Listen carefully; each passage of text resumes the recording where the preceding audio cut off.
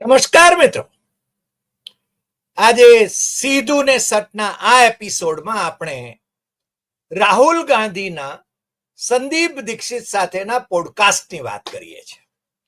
આજકાલ રાજકારણીઓ પોડકાસ્ટ ઉપર વધારે જગારા મારે છે. નરેન્દ્ર મોદીએ કોશિશ કરી જોઈ કે રશિયન મૂળના અમેરિકી ટેકનોક્રેટ નો એક બહુ જ લાંબો પોડકાસ્ટ એમણે કરાવ્યો તો ખરો. હું કરાવ્યો કહું છું કારણ કે મોદી એ સ્પોન્ટેનિયસ ક્યારે નથી હોતા. એ છે ને એડિટ ને એ બધું જે થતું હોય છે.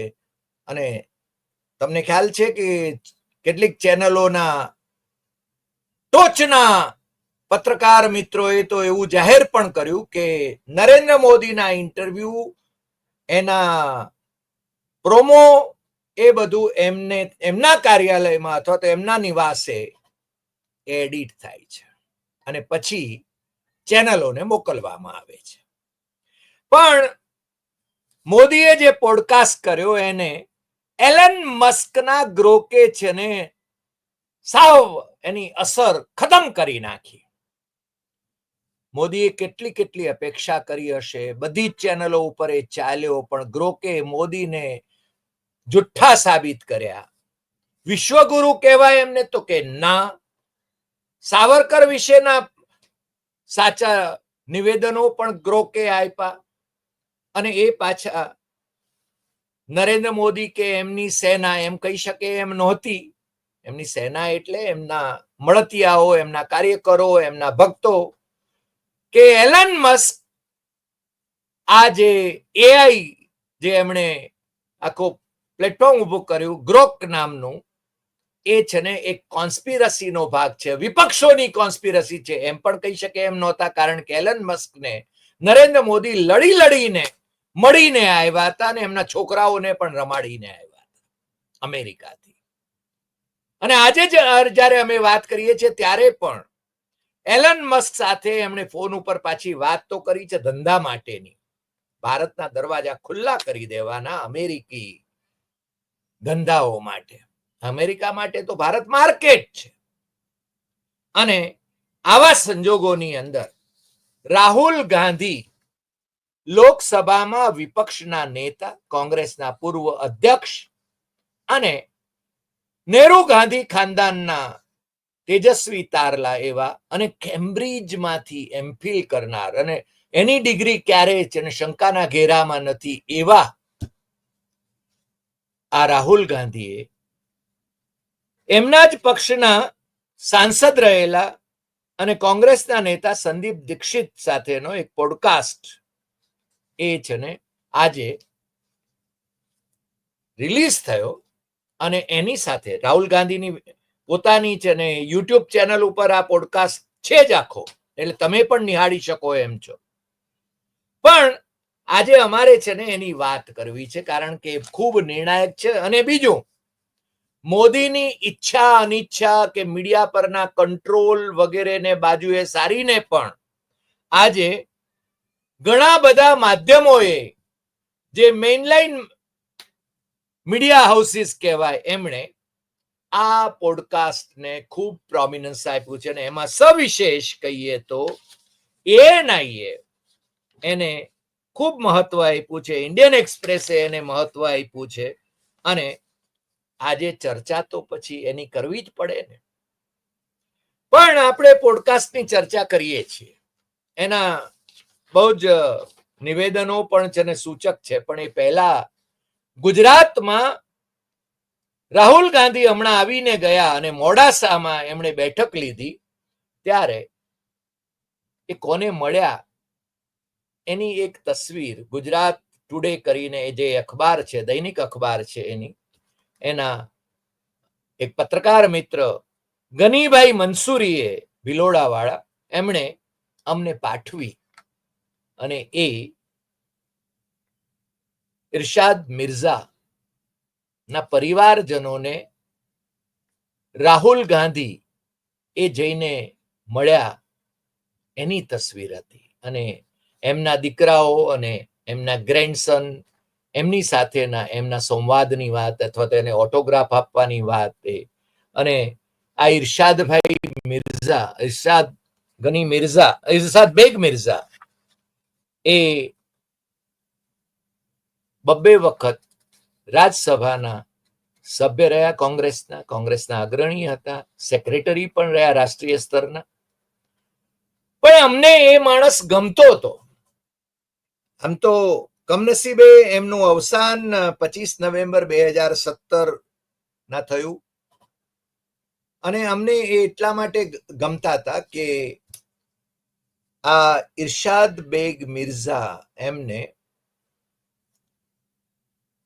ભગવદ્ ગીતાના બધા જ શ્લોકો મોઢે હતા. ભગવદ્ ગીતા કોઈ ધર્મ નો ગ્રંથ નથી, હિન્દુ ધર્મનો ગ્રંથ નથી. આ છે ને વાડાઓ તો આપણે ઉભા કર્યા છે. અને ઇરશાદભાઈની સાથે ભગવદ્ ગીતા ઉપર અમે ઘણી વખતે વાત પણ કરતા હતા, પણ એ જ્યાં જ્યાં જાય ત્યાં ભગવદ્ ગીતાના શ્લોકો રિસાઇટ કરતા હતા.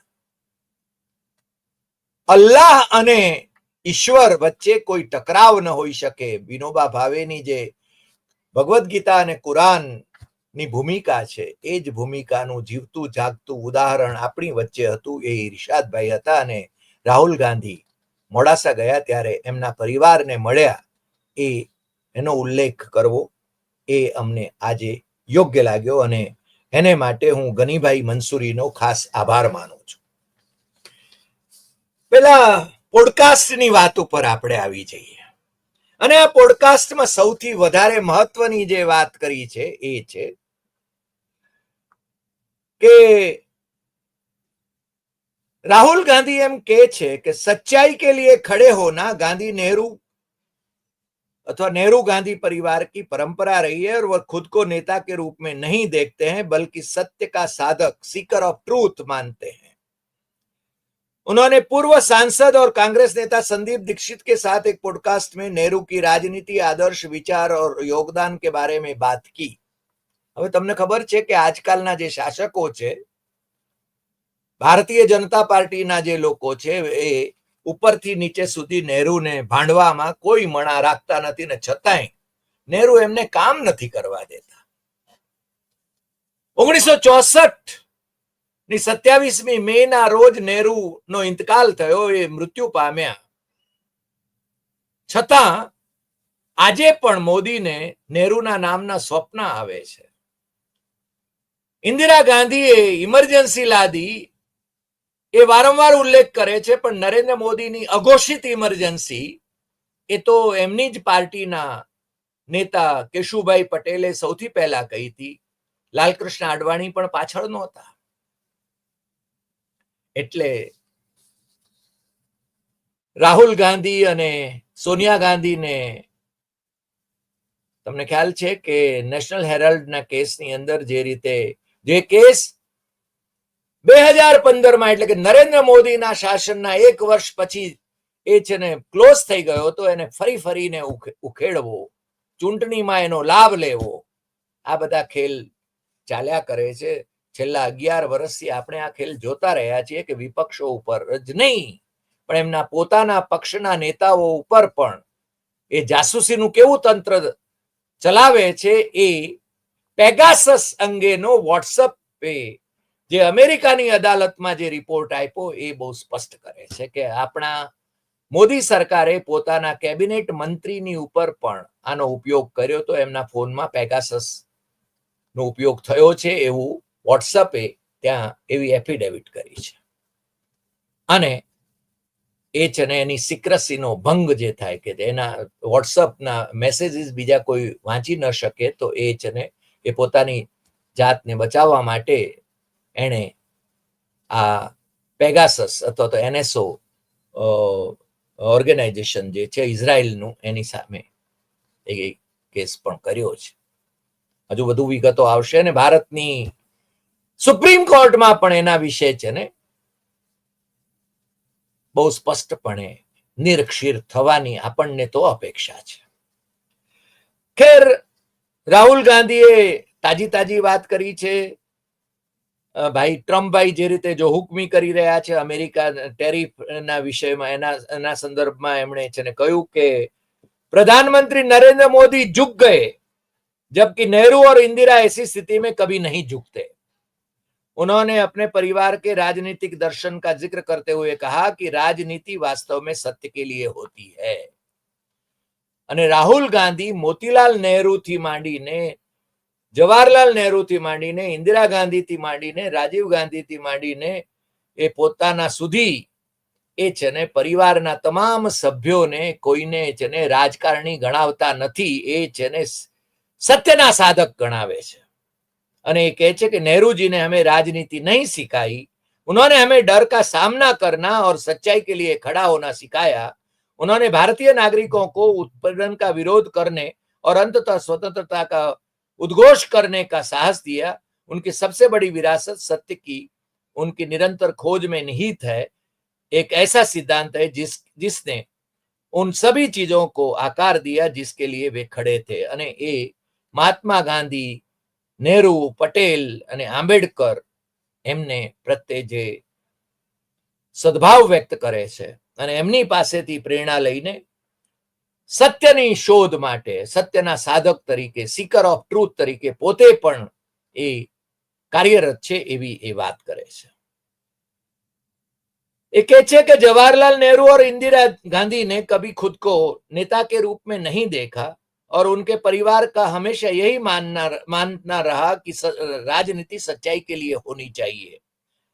मैं खुद भी खुद को नेता के रूप में नहीं देखता, बल्कि सत्य का साधक हूं।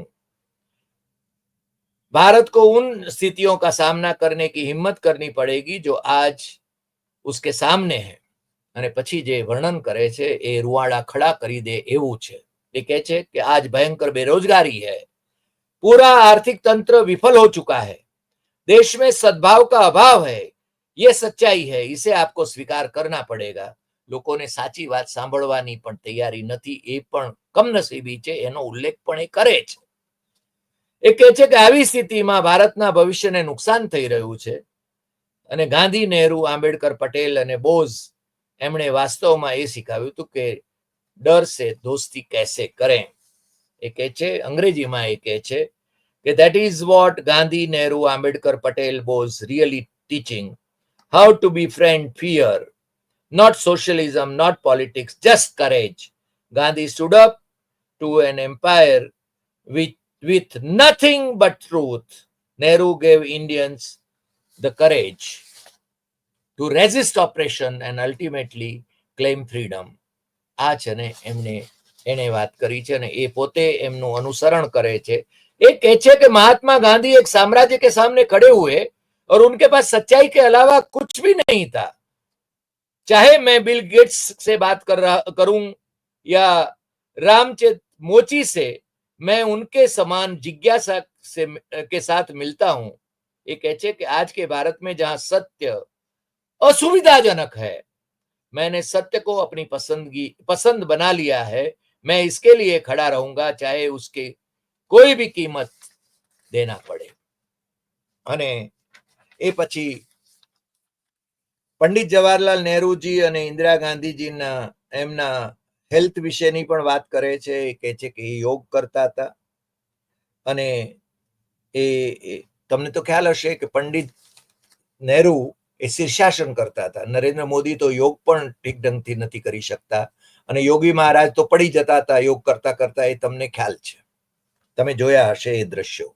પણ પંડિત જવાહરલાલ નેहरू એ રોજે રોજ શીર્ષાસન કરતા હતા। એ વાતનો ઉલ્લેખ પણ મને કરવામાં જરાય વાંધો નથી લાગતો। My mother still watches birds in the garden. I do judo. These are not just hobbies. There are windows into who we are. We observe, we stay connected with the world around us. And what we carry most deeply is the instinct to face challenges with quite strength. આ છે ને વાત, આમ તો બહુ લાંબો એમનો podcast છે, ઇન્ટરવ્યુ છે, પણ એ કહે છે કે ઉત્સુકતા સાથે હું જીવું છું, સત્યની શોધ માટે હું જીવું છું ને હું મારી જાતને સત્યનો સાધક સમજું છું અને હું મારી જાતને નેતા તરીકે નથી ગણતો।